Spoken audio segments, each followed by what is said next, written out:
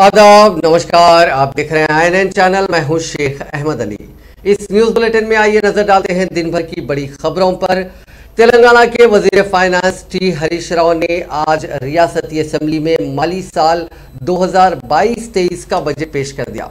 अपनी बजट तकरीर में उन्होंने कहा कि तेलंगाना में हर मजहब और सकाफत के हामिल आवाम रहते हैं। यही वजह है कि महात्मा गांधी ने इस इलाके की तहजीब को गंगा जमनी तहजीब करार दिया था। हुकूमत तेलंगाना की जानिब से तमाम तबकात और मज़ाहिब से मसावी सलूक किया जाता है और उनका एहतराम किया जाता है। हुकूमत उन तबकात की बहबूद के लिए बिला तकान काम कर रही है। आपको बता दें कि आज जो बजट पेश किया गया उसका मजमूई रकम 2,56,000 करोड़ की है। इस बजट में बहुत सी बातें यूनिक रही। पहले तो ये कि इसमें आमतौर पे एलोकेशन जो किए जाते हैं उसका जिक्र किया जाता है, लेकिन हरीश राव की इस बजट स्पीच में TRS हुकूमत की जानिब से पिछले 7 साल में उठाए गए इक़दामात और कितनी रकम कौन से तबके के लिए खर्च की गई है उसका खुलासा किया गया। इसमें सबसे ज़्यादा फोकस दलित बंधु स्कीम पर किया गया, जिसके लिए 17,700 करोड़ रुपए मख्तस किए गए। उसके बाद एग्रीकल्चर सेक्टर के लिए 24,000 करोड़ का बजट मख्तस किया गया। 12,000 करोड़ रुपए डबल बेडरूम स्कीम के लिए मख्तस किए गए हैं। ये अब तक का सबसे बड़ा एलोकेशन है। इसके अलावा रियासती हुकूमत ने वो लोग जिनके पास ज़मीन है और अपना मकान बनाना चाहते हैं उन्हें डबल बेडरूम मकान बनाने के लिए 3 लाख रुपए देने का ऐलान किया। बहुत सारे ऐलान हुए हैं। मनोरू मनबड़िया ने हमारा गांव हमारा स्कूल के तहत एक रकम 7,000 करोड़ की रकम मख्तस की गई है। मुख्तलिफ तबकात के लिए अलग अलग रकूमात का इसमें ऐलान किया गया, लेकिन रिवायती बजट की जो तकरीर होती है ये इससे बहुत मुख्तलिफ रहा है। పంచాయతీరాజ్ చట్టం అనేక లోపాలతో అసమగ్రంగా ఉన్న కారణంగా నూతన పంచాయతీరాజ్ చట్టం అవసరమని ముఖ్యమంత్రి గారు భావించారు. 2018 నూతన పంచాయతీరాజ్ చట్టానికి రూపకల్పన చేసి అమల్లోకి తెచ్చారు. తెలంగాణ ప్రభుత్వం ప్రవేశపెట్టిన నూతన పంచాయతీరాజ్ చట్టం గ్రామ పంచాయతీల నిధులను, విధులను, బాధ్యతలను స్పష్టంగా నిర్దేశించింది. తెలంగాణ ప్రభుత్వం పెరిగిన జనాభాకు అనుగుణంగా గ్రామ పంచాయతీల సంఖ్యను 12,769కి పెంచింది. పరిపాలనను సమర్థవంతంగా జరగడం కోసం ప్రతి గ్రామ పంచాయతీకి కార్యదర్శి ఉండే విధంగా 9,355 పోస్టులను కొత్తగా మంజూరు చేసి నియమించింది. పంచాయతీరాజ్ శాఖలో దిగువ స్థాయి నుండి అత్యున్నత స్థాయి వరకు అన్ని పోస్టులను భర్తీ చేసింది. పల్లె ప్రగతి, పట్టణ ప్రగతి కార్యక్రమాల నిరంతర సమీక్ష, పర్యవేక్షణ కోసం IAS అధికారులను లోకల్ బాడీ అడిషనల్ కలెక్టర్లుగా నియమించింది. పరిశుభ్రతలోనే పరమాత్ముడు కొలువై ఉంటాడు అని మహాత్మా గాంధీ పేర్కొన్నారు. గతంలో పల్లెల్లో ఎక్కడ చూసినా చెత్తా చెదారం, పాడుపడిన ఇండ్లు, బావులు, పిచ్చి మొక్కలు, నీటి కుంటలతో लेजिस्लेटिव अफेयर्स मिनिस्टर वेमुला प्रशांत रेड्डी ने तेलंगाना लेजिस्लेटिव काउंसिल में बजट पेश किया। आज की खास बात यह रही कि काउंसिल के प्रोटम चेयरमैन सैयद अमीनुल हसन जाफरी ने काउंसिल के इस बजट इजलास की सदारत की। ऐसा पहली बार हुआ है कि बजट पेश किया गया हो और कोई फुल टाइम वहां पे चेयरमैन नहीं था और प्रोटम चेयरमैन ने इस पूरे इजलास की सदारत की।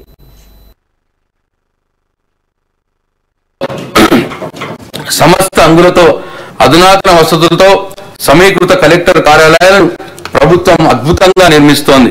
వీటిలో 14 భవనాల నిర్మాణం పూర్తయింది. 6 ఇప్పటికే ప్రారంభమయ్యాయి. మరో 8 త్వరలో ప్రారంభం కాబోతున్నాయి.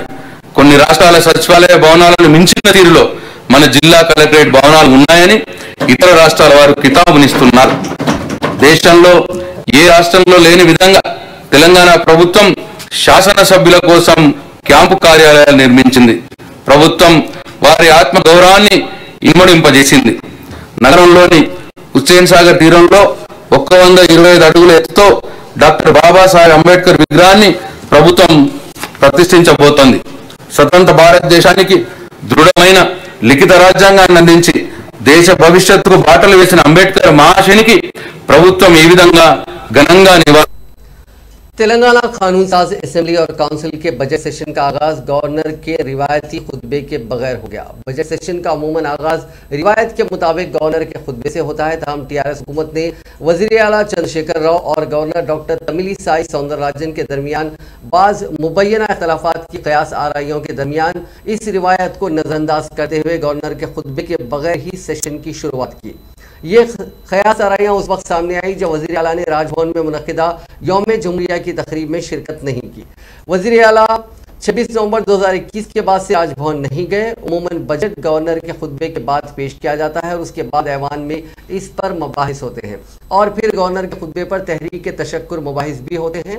ताहम तेलंगाना मुखर्ररा ने गवर्नर के खुतबे के बगैर बजट सेशन के एहतमाम को तकनीकी वजूहात से ताबीर किया। उनका कहना है कि मुखर्ररा का मानसून सेशन जो गुज़िश्ता साल 24 सितंबर से 8 अक्टूबर मुनक़िद किया गया था मनसूख नहीं किया गया था, इसलिए अब इस इजलास के लिए गवर्नर के खुतबे की जरूरत नहीं है। उमूमन गवर्नर ऐवान की कार्रवाई को मुलतवी किए जाने के बाद उसका इल्तिवा का नोटिफिकेशन जारी करते हैं। इसके लिए मुखर्ररा सेक्रेटरी राजभवन को नोट रवाना करते हैं और असेंबली की कार्रवाई को मुलतवी करने की ख्वाहिश करते हैं और गवर्नर कार्रवाई को मुलतवी करने का नोट जारी करते हैं, जो एक रिवायती तरीक़ेकार है। 8 अक्टूबर 2021 को असेंबली की कार्रवाई को मुलतवी किया गया। तहम ओहदेदारों ने 5 माह के अख्तिताम के बावजूद ऐवान की कार्रवाई को मुलतवी करने का नोट राजभवन नहीं भेजा। ताहम सरकारी जराये का दावा है कि गवर्नर के खुतबे के बगैर पहली मरतबा बजट सेशन की शुरुआत नहीं हुई। उनका कहना है कि साल 2013 में जब मुत्तहिदा आंध्र प्रदेश में तेलंगाना को रियासत का दर्जा दिलाने की तहरीक उरूज पर थी, उस वक्त भी ऐसा ही हुआ था। तेलंगाना की गवर्नर डॉक्टर तमिलिसाई सौंदरराजन ने रियासती असेंबली में आज बजट की पेशकशी पर तेलंगाना के अवाम को मुबारकबाद पेश की है। रिवायत से इंहिराफ करते हुए रियासती असेंबली के बजट सेशन की आज गवर्नर के खुतबे के बगैर शुरुआत हुई। गवर्नर ने आज यादद्री मंदिर का दौरा किया। इस मौके पर मीडिया से बात करते हुए उन्होंने कहा कि उनका अहम मकसद ये है कि तेलंगाना के तमाम अवाम खुश रहें। वो किसी के दरमियान नहीं आना चाहती, वो तेलंगाना में खुश हैं और अगरचे कि उनका ताल्लुक तमिलनाडु से है, तमाम गुज़िश्ता 2 सालों से वो तेलंगाना के अवाम से राब्ते में है। तेलंगाना के तमाम अवाम उनसे मोहब्बत करते हैं। उन्होंने उम्मीद जाहिर की कि तेलंगाना के बजट में हर किसी को हर चीज हासिल हो। तेलंगाना हुकूमत ने माली साल 2022-23 के बजट में अक़लियतों के लिए 1728 करोड़ रुपए मख्तस किए हैं। सरकारी ज़राए से इस बात की इत्तला मिली है, जबकि वज़ीर फाइनेंस हरीश राव ने असेंबली में 2,56,000 करोड़ रुपए का सालाना बजट पेश किया, लेकिन उन्होंने अक़लियतों के लिए मख्तस बजट की रकम का तस्करा नहीं किया। ज़राए ने बताया कि इस साल बजट में 122 करोड़ रुपए का इजाफा किया गया है। गुज़िश्ता माली साल हुकूमत ने अक़लियतों के लिए 1606 करोड़ रुपए का बजट मख्तस किया था। वज़ीर फाइनेंस हरीश राव ने कहा कि अक़लियतों की तरक्की और बहबूद के मामले में हुकूमत पाबंद अहद है। हरीश राव ने कहा कि तेलंगाना में हर मजहब और सकाफत के हामिल अवाम रहते हैं। यही वजह है कि महात्मा गांधी ने इस इलाके की तहजीब को गंगा जमनी तहजीब करार दिया था। उन्होंने काफ़ी तफसीलात से भी वाकिफ करवाया। उन्होंने कहा कि रियासती हुकूमत उन तबकात की बहबूद के लिए बिला तकान काम कर रही है। गुज़िश्ता बरसों के दौरान अक़लियती तबकात की बहबूद के लिए 6,644 करोड़ रुपए की रकम खर्च की गई। तेलंगाना के क़याम के वक्त अक़लियती तबके के लिए सिर्फ 12 अक़ामती स्कूल ही मौजूद थे। टीआरएस की हुकूमत ने अक़लियतों के लिए 196 नए अक़ामती स्कूल कायम किए। हुकूमत का ये मानना है कि अक़लियती तबके की लड़कियां भी तालीम में सबसे आगे रहें। यही वजह है कि ऐसे 50% इदारे खास तौर से लड़कियों के लिए ही कायम किए गए हैं। ऐसे अक़ामती स्कूलों के तय इस तबके की जानिब से ज़बरदस्त रिस्पॉन्स हासिल हुआ है। रियासत के अक़लियती अक़ामती स्कूलों की जुमला तादाद अब 202 हो गई है और इन इदारे जात में 1,12,000 तलबा और तालिबात ज़ेर तालीम है। 10वीं जमात के बाद लड़कियों के तरके तालीम के मसले से निपटने के लिए हुकूमत ने 121 अक़लियती अक़ामती स्कूल्स का दर्जा बढ़ाते हुए उन्हें अक़लियती जूनियर कॉलेजेस बना दिया। साबिक़ में अक़लियती लड़कियों के दाखिले का फ़ीसद 18% था, जो अब बढ़कर 22% तक पहुँच गया है और इस तरह के ज़बरदस्त इजाफे का मुशाहिदा करना ही मसरत का बाइस है। जहाँ तक अक़लियती लड़कियों की तालीम का मामला है, उन्होंने कहा कि वो फ़ख्र के साथ ये बात कहते हैं कि मुल्क भर में तेलंगाना अव्वल मकाम पर है। रियासत में 159 अक़लियती तालीमी स्कूल्स की इमारतें ज़ेर तामीर हैं। उन्होंने कहा कि हैदराबाद में वक्फ बोर्ड से मुशावरत करते हुए 29 कॉलेजेस की तामीर के लिए अराजी हासिल की गई है। हुकूमत ने 20 करोड़ रुपए के सरफे से नामपल्ली में अनीसुल गुरबा यतीम खाने की तामीर मुकम्मल कर ली है और अब ये इमारत इफ्तिताह के लिए तैयार है। रियासती असेंबली का बजट इजलास 15 मार्च तक जारी रहेगा। असेंबली में वजीर फाइनेंस हरीश राव की जानिब से बजट पेश किए जाने के बाद अहाते असेंबली के कमेटी हॉल में असेंबली की बिजनेस एडवाइजरी कमेटी का इजलास मुनक्किद हुआ। स्पीकर असेंबली पोचाराम श्रीनिवास रेड्डी की सदारत में मुनक्किदा इस इजलास में वजीर फाइनेंस हरीश राव, वजीर उमूर मुखन्ना वी प्रशांत रेड्डी, रियासती वुज़रा गंगुला कमलाकर, कुपलाईश्वर, कायद मजलिस मुखन्ना party Akbaruddin Owaisi, CLP leader Bhatti Vikramarka और दूसरे मौजूद थे। बिजनेस एडवाइजरी कमेटी के इजलास में 7 दिन तक असेंबली इजलास मुनक्किद करने का फैसला किया गया। 9 मार्च को बजट पर आम मबाहिस का आगाज होगा और 14 मार्च को मुख्तलिफ 10, 11, 12 और 14 मार्च को मुख्तलिफ महकमेजात के लिए मख्तस बजट के झैली मुद्दों पर मुबाहिस होंगे और 15 मार्च को तसर्रुफ बिल पर मुबाहिस होंगे और बजट को मंजूरी दी जाएगी। 8 और 13 मार्च को असेंबली को तातील रहेगी। बजट सेशन की गवर्नर के खुतबे से शुरुआत की रिवायत से इनहराफ करने तेलंगाना हुकूमत के फैसले के खिलाफ रियासती असेंबली से कांग्रेस के अरकान ने वॉकआउट कर दिया। गवर्नर के खुतबे से रिवायती तौर पर असेंबली के बजट सेशन का आगाज होता है, ताहम रियासती हुकूमत ने इससे इनहराफ किया, जिस पर कांग्रेस के अरकान ने असेंबली से वॉकआउट किया।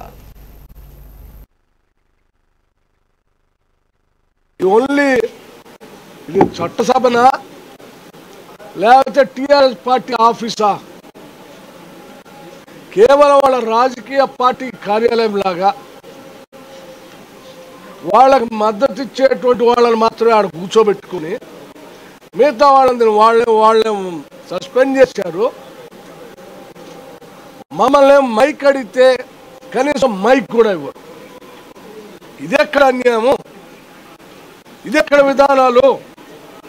ఇది ఆ అవకాశం మాకు ఇవ్వనప్పుడు మేము ఈరోజు పాత్రికేయ మిత్రుల సహకారంతో ప్రజలందరికీ తెలియజేయడానికి ఈరోజు పాయింట్ ఆఫ్ ఆర్డర్ కింద ఏ అంశాన్ని లేవనెత్తుకున్నాం.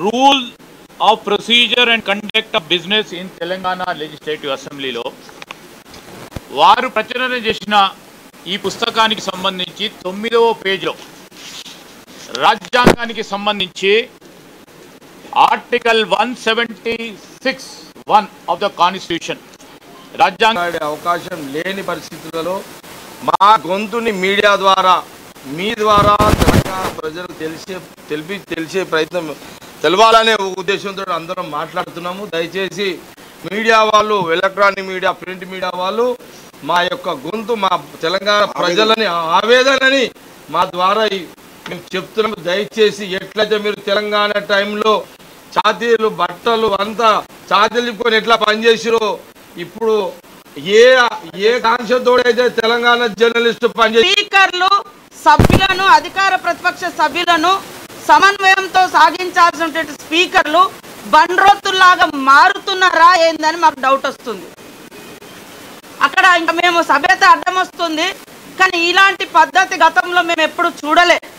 ఇవాళ సమైక్యాంధ్రలో కూడా సమైక్యాంధ్రకు సంబంధించినటువంటి వ్యక్తులు స్పీకర్లో కూర్చున్నా, ఇదే బలలు ఇసిరేసిన, స్పీకర్ మైకులు ఇరగొట్టినా ఏ రోజు కూడా ఇట్లాంటి దారుణమైనటువంటి ప్రవర్తన స్పీకర్ల నుంచి మనం చూడలేదు. ముఖ్యమంత్రులు असेंबली के बजट इजलास के आगाज के मौके पर ऐवान में नुमाइंदगी करने वाले बीजेपी के 3 अरकान असेंबली ईटला राजेंद्र, रघुनंदन राव और राजा सिंह मुकम्मल बजट सेशन तक ऐवान से मुअत्तल कर दिए गए। ऐवान की कार्रवाई का आगाज 11:30 बजे दिन शुरू हुआ। इसके फौरी बाद स्पीकर असेंबली पोचाराम श्रीनिवास रेड्डी ने वजीर फाइनेंस हरीश राव को बजट पेश करने की इजाजत दी, जिस पर हरीश राव अपनी सीट से उठकर बजट की तकरीर शुरू की। एंड उसी वक्त बीजेपी के 3 अरकान असेंबली जो पहले से सियाह रुमाल डाले हुए थे अपनी निशिस्तों से उठकर एहतजाज करते हुए ऐवान के वसत तक पहुंच गए। बीजेपी अरकान का एहतजाज हरीश राव की तकरीर के दौरान चल रहा था, जिस पर स्पीकर असेंबली ने एहतजाजी अरकान को खामोश हो जाने और अपनी सीटों पर चले जाने के लिए अपील की, लेकिन वो अपने एहतजाज को जारी रखे हुए थे। इस दौरान ऐवान में मौजूद रियासती वजीर तलस्नी श्रीनिवास यादव ने बीजेपी के 3 अरकान असेंबली को बजट सेशन के अख्ताम तक ऐवान से मुअत्तल कर देने की स्पीकर को सिफारिश की, जिससे स्पीकर ने कबूल करते हुए बीजेपी के 3 अरकान को मुकम्मल सेशन तक मुअत्तल करने का ऐलान कर दिया। इस ऐलान के बाद भी बीजेपी के अरकान ऐवान के वसत में एहतजाज कर रहे थे, जिस पर मार्शल की मदद से तीनों बीजेपी अरकान को ऐवान से बाहर कर दिया गया। बादशाह ये अरकान असम्बली के बाहर मेन गेट पर काफी देर तक एहतजाज किया, जहां पुलिस ने उन तीनों अरकान को हिरासत में लेते हुए बोलाराम पुलिस स्टेशन मुंतकिल किया और शाम में इन तीनों अरकान को छोड़ दिया गया। उसके बाद एक बीजेपी वफद ने रियासती गवर्नर डॉक्टर तमिलिसाई सौंदरराजन से मुलाकात करते हुए रियासती हुकूमत के रवैये के खिलाफ शिकायत की।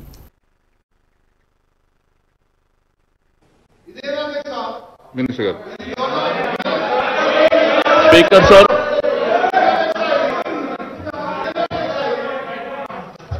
अध्यक्ष, may अनुमत अध्यक्ष speaker sir, I beg to move that under sub rule 2 of rule 340 of the assembly rules, the following members be suspended from the service of the house till the end of this session. Raja Singh garu, Itala Rajendra garu, అదే విధంగా రఘునందన్ రావు గారు ముగ్గురిని suspend చేయవలసిన కోరుతున్నారు. Motion moved. The question is that the members be suspended from the service of the house till the end of the session. Those who are for the motion, please say yes. Those who are against, please say no. Yes, have it. Yes, have it. Yes, have it. The motion is carried, and the following members are suspended from the service of the house till the end of the session. Shri T. Raja Singh, Shri Madhavani Raghunandan Rao, Shri Ital Rajendra.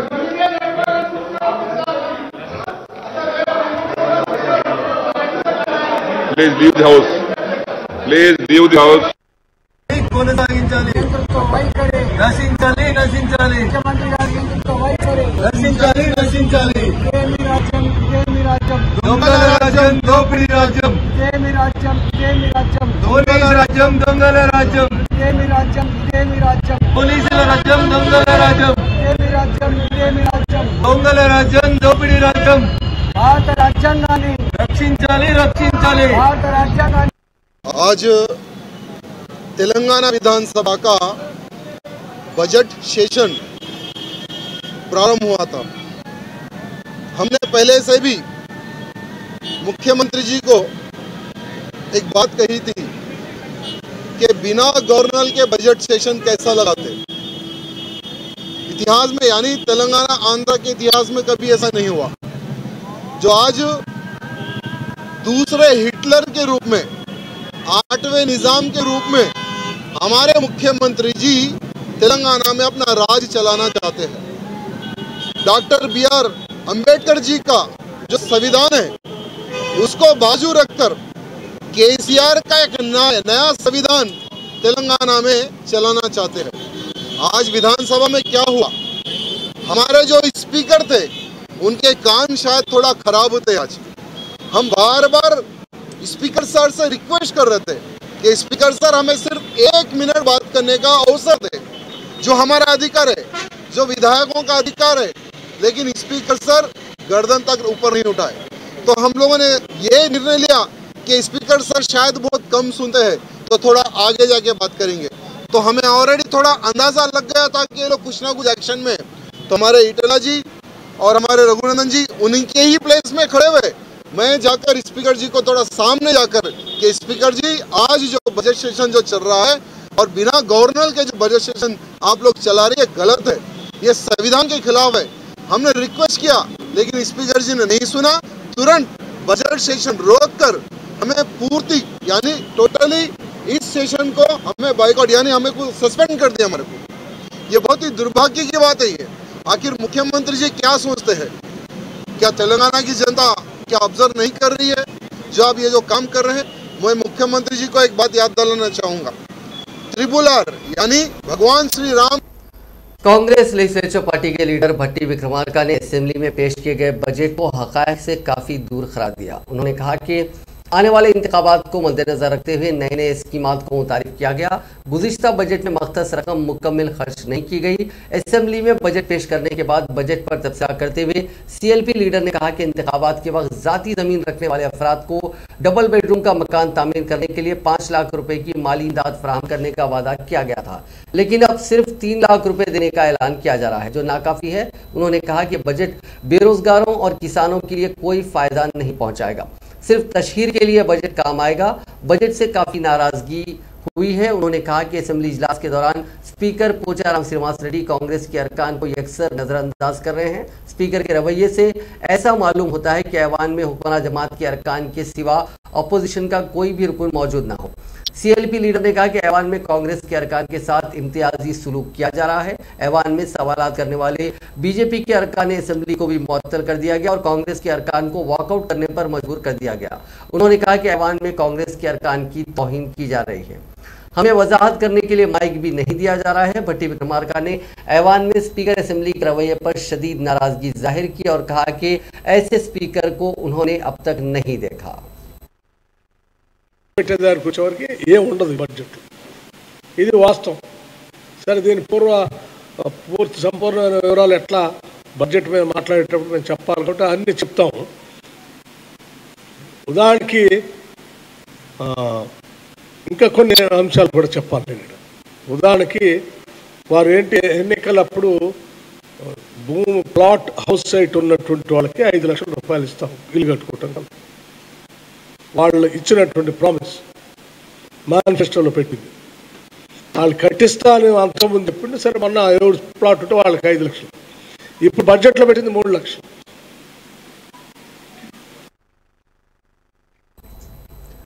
Telangana PCC के सदर रेवंत रेड्डी ने ऐवान assembly में BJP के अरकान की मुअत्तली को नामुनासिब अमल करार दिया। उन्होंने स्पीकर असेंबली के फैसले की शदीद मजम्मत की।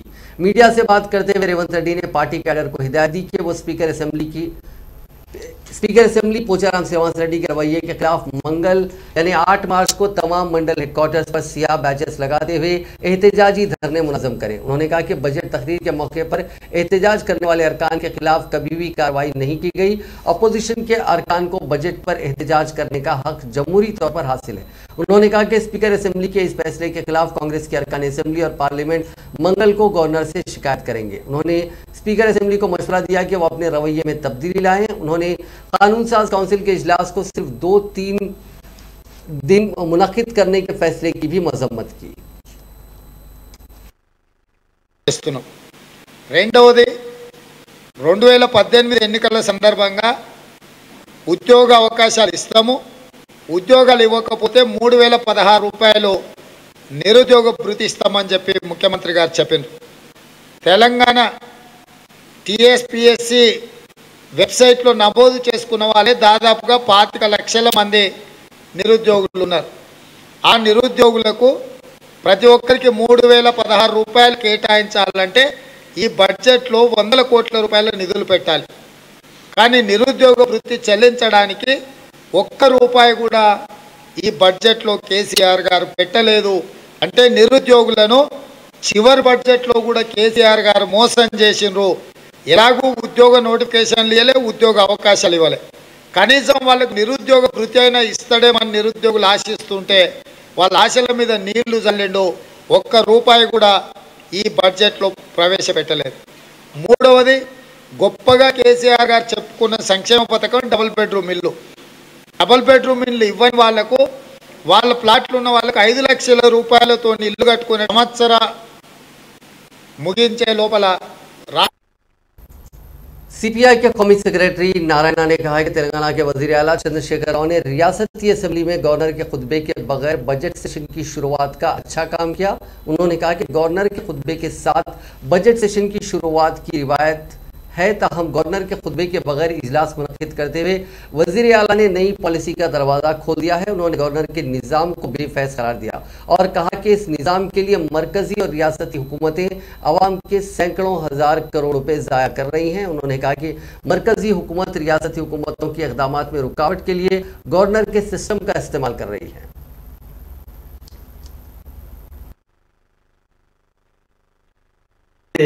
ఈ గవర్నర్ వ్యవస్థ ఉండడానికి మా ఉద్దేశం. కమ్యూనిస్ట్ పార్టీకి మేము భావించేది గవర్నర్ వ్యవస్థ కేవలం కేంద్ర ప్రభుత్వానికి లైజాన్ గా ఉండేటువంటి వ్యవస్థ తప్ప అంతకంటే మీకేం కనపడడం లేదు. ఇప్పుడు పని ఏముంది? సంవత్సరానికి కొన్ని 100 కోట్ల రూపాయలు నష్టం తప్ప. అందువల్ల ఈ విషయంలో కేసీఆర్ వైఖరి ఎట్లన్నా ఉండి గవర్నర్స్ ని అంత నెత్తిన పెట్టుకోవాల్సిన అవసరం లేదని చెప్పేసి అర్థమైంది. ఇతర రాష్ట్రాలు కూడా ఈ గవర్నర్ వ్యవస్థ పైన ఫైట్ చేయాలి. చాలా రాష్ట్రాల్లో బీజేపీకి వ్యతిరేకంగా ఉన్న గవర్నమెంట్ పైన గవర్నర్స్ పెత్తనం చేస్తున్నారు. మీరు చూస్తే పాండిచ్చేరి చూసినా, కేరళ చూసినా, వెస్ట్ బెంగాల్ చూసినా, అన్ని చోట్ల కేంద్ర ప్రభుత్వానికి వ్యతిరేకంగా ఉన్నటువంటి రాష్ట్ర ప్రభుత్వాన్ని ఇబ్బంది పెట్టడానికి ప్రయత్నించేటువంటి క్రమంలో ఇట్లాంటి గవర్నమెంట్ వ్యవస్థని నిర్వీర్యం అపహాస్పాలు చేయాల్సిన అవసరం ఉంది. ఈ రాష్ట్ర ముఖ్యమంత్రి కేసీఆర్ తీసుకున్నది అని ఆశిస్తాను. रियासत में खाली मुलाजिमतों को फौरी पूर्ण करते हुए नौजवानों की मायूसी को दूर करने पर जोर देते हुए शहर हैदराबाद की मशहूर उस्मानिया यूनिवर्सिटी के तलबा ने यूनिवर्सिटी कैंपस में चलो असेंबली रैली निकालने की कोशिश की, ताहम पुलिस ने उन एहतजाजियों को रोक दिया।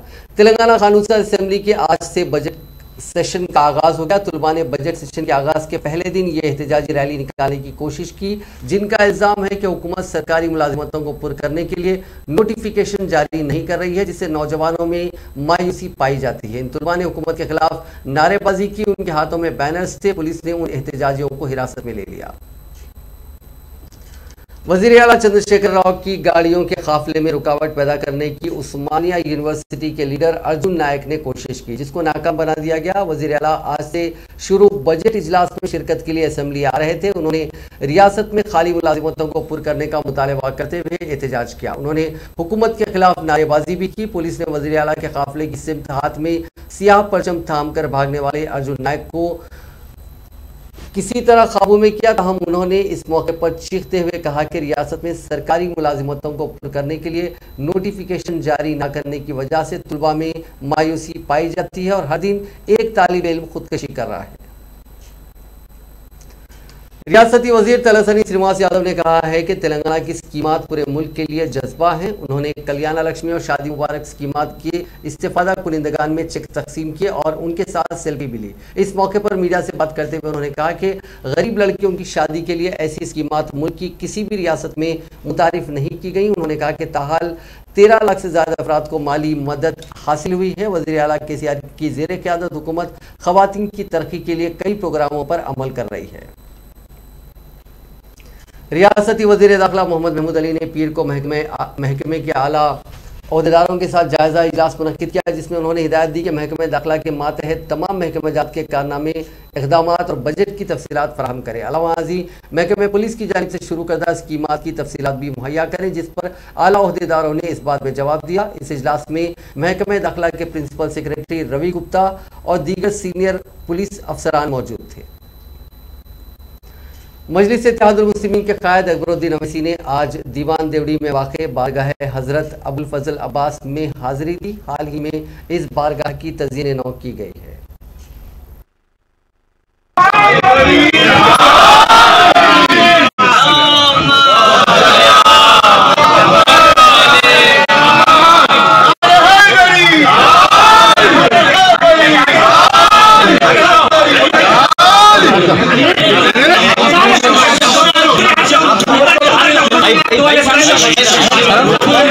भाई साहब जगह कम है, थोड़ा पीछे रखिए आप लोग। इधर आ जाओ भाई, आप लोग थोड़े इधर आ जाओ भाई, थोड़े लोग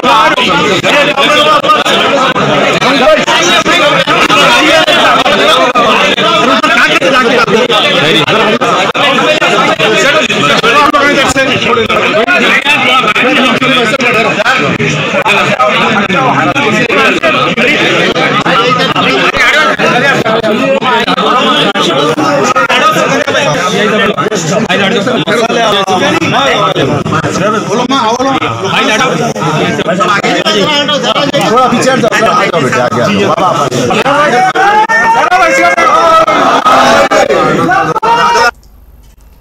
तेलंगाना आरटीसी ने आलमी यौम ख़वातीन के मौके पर 8 मार्च को 60 साल से ज़ायद उम्र की तमाम ख़वातीन को बसों में मुफ्त सफ़र की सहूलत फराहम करने का ऐलान किया है। आरटीसी चेयरमैन बाजी रेड्डी गोवर्धन ने बताया कि कॉरपोरेशन ने बैनुल अक़वामी यौम ख़वातीन के मौके पर हैदराबाद में ख़वातीन के लिए हुजूम के औक़ात में 4 खुसूसी ट्रिप चलाने का भी फैसला किया।